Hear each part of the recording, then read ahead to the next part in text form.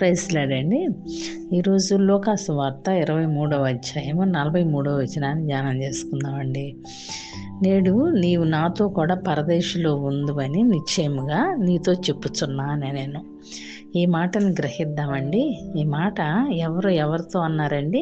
మనందరికీ తెలుసు. సిలువ ధ్యానములో ఈ మాటను జ్ఞాపకం చేసుకుంటాం కదా. యేసయ్య సిలువలో పలికిన రెండవ మాటగా మనందరికీ తెలుసు కదండి. ఈ మాటను పరిశుద్ధాత్మ శక్తితో మనం అర్థం చేసుకుందాం. యేసయ్య ఎందుకు అనవలసి వచ్చింది ఈ మాటను?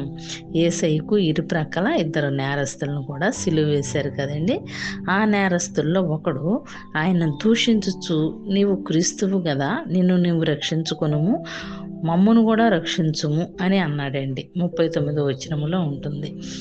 అయితే రెండవ వాడు వాడిని గద్దించి, నీవు అదే శిక్షా విధిలో ఉన్నావు కనుక దేవునికి భయపడవా?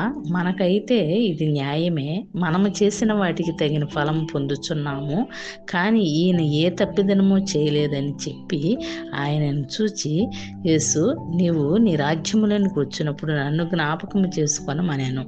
అందుకు ఆయన వానితో, నేడు నీవు నాతో కూడా పరదేశులో ఉందువని నిశ్చయముగా నీతో చెప్పుచున్నానెను. ఈ మాటను మనం ధ్యానం చేసుకుంటున్నాం కదండి. ఇక్కడ యేసయ్యకు ఇరువైపులా ఇద్దరు నేరస్తులే కాదండి, రెండు రాజ్యాలు కనపడుతున్నాయి. దేవుణ్ణి నమ్మే రాజ్యము, దేవుణ్ణి నమ్మని రాజ్యము. దేవునిని దూషించే లోకము, దేవుణ్ణి నమ్మే లోకము. నమ్మకమైన ప్రజలు, నమ్మని ప్రజలు, అలాగే విశ్వాసం కలవారు, అవిశ్వాసం కలవారు, పాతాళానికి వెళ్ళేవారు, పరదేశకు వెళ్ళేవారు. ఈ విధంగా మనకు కనపడుతున్నాయి కదండి. మొదటి వ్యక్తి దూషిస్తున్నాడు, నమ్మట్లేదు, ఒక అవిశ్వాసిగా ఉంటున్నాడు, అందువలన పాతాళానికి ప్రయాణం అవుతున్నాడు. రెండవ వాడు క్రీస్తును, దేవుణ్ణి నమ్మాడు, విశ్వాసం ఉంచాడు, ఆయనకు ఒక రాజ్యం ఉందని గుర్తించాడు, పరదేశకు ప్రయాణం అవుతున్నాడు. ఎంత తేటగా మనకు అర్థమవుతుందండి. ఈ సిలువలో ఈ ఇద్దరు మాటలను మనం గమనిస్తే, వాళ్ళ మాటలను బట్టి, వాళ్ళ విశ్వాసాన్ని బట్టి అక్కడే జవాబు చెప్తాడండి యేసయ్య. మొదటి వ్యక్తి యేసుక్రీస్తును ఒక మనుషునిగా మాత్రమే చూస్తున్నాడు. దైవికమైన జ్ఞానం ఇతనిలో లేదు, పశ్చాత్తాపం లేదు, పైగా దూషిస్తున్నాడని బైబిల్ చెప్తుంది కదండి. ఆ మాటలో యేసయ్య వింటూ ఉన్నారు, కానీ ఏమీ మాట్లాడలేదు. అక్కడ కూడా ఆయన ప్రేమను మనం గమనించాలి. నేరస్తుడు అన్న మాటకు రెండవ నేరస్తుడి కోపం వచ్చింది, అతన్ని గద్దించాడు అని వ్రాయబడి ఉన్నది. నీవు దేవునికి భయపడవా అంటున్న మాటను మనం జ్ఞాపకం చేసుకుందామండి. ఆ యేసయ్య పలికిన మొదటి మాటలో ఉన్న ప్రేమను ఈ రెండవ నేరస్తుడు గుర్తించాడండి. మొదటి మాట మనకు తెలుసు కదండి, తండ్రి వీరేమి చేయుచున్నారో వీరు ఎరుగురు గనక వీరిని క్షమించమని అంటారు కదండి యేసయ్య. ఆ మాటలో ఉన్న అర్థాన్ని ఇతను గుర్తించి ఉంటాడు. రెండవ దొంగ, ఈ శిక్ష మనకైతే న్యాయమే, కానీ యేసయ్యకు అన్యాయమే అని గుర్తించాడండి. ఈ రెండవ నేరస్తుడు ప్రపంచానికి ఒక సువార్త చెప్పాడు, అంతేకాక ఆయన రాజ్యంలో జ్ఞాపకం చేసుకోమంటున్నాడు. అక్కడ ఒక రాజ్యం ఉందని గుర్తించాడండి. అందుకే నీ రాజ్యములో నన్ను జ్ఞాపకం చేసుకోమని అంటున్నాడు.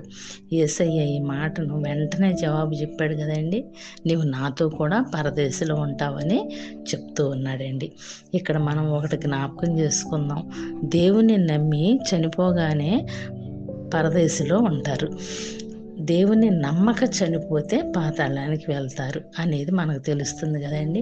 ప్రతి విశ్వాసి క్రీస్తుని నమ్మిన మనం పరదేశంలో ఉండాలి అంటే ఈ నేరస్తునికి చెప్పినట్లు మనకు కూడా చెప్పాలండి ఆ మాటని యేసయ్య. ఆ మాట కొరకే కదా మన ప్రయాణం అని మనం గుర్తించాలి కదా. మొదటి నేరస్తునికి చెప్పబడలేదు ఈ మాట, రెండవ నేరస్తునికి చెప్పబడుతుంది ఈ మాట. మరి మనం మొదటి నేరస్తుని వైపు ఉన్నామా, లేక రెండవ నేరస్తుని వైపు ఉన్నామా? పశ్చాత్తాపం లేనివారుగా ఉందామా, పశ్చాత్తాపడేవారుగా ఉందామా? మరి దేవుని దూషించేవారుగా ఉన్నామా, దూషింపని వారంగా ఉన్నామా, అవిశ్వాసిగా ఉన్నామా, విశ్వాసిగా ఉన్నామా, మనమే నిర్ణయించుకుందామండి.